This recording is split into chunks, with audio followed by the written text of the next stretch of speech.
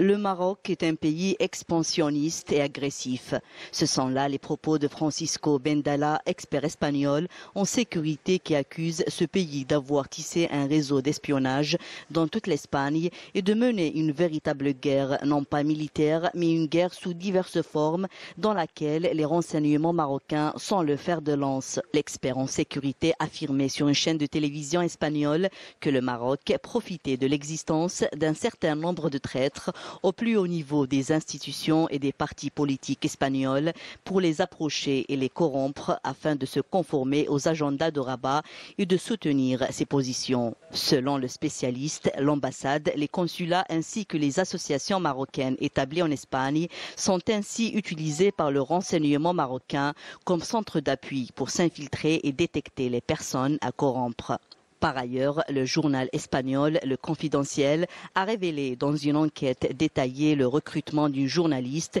fille d'un commissaire de police espagnol, par les services de renseignement du Marzén dans l'optique de servir les intérêts du Maroc. D'après le média, la journaliste Barbara Baron recevait de l'argent en contrepartie d'articles édités dans les supports médiatiques espagnols pour soutenir les positions du Maroc, dénigrer le combat des Sahraouis et celui des opposants au régime marocain, ainsi que pour dresser des tableaux idylliques aux responsables marocains.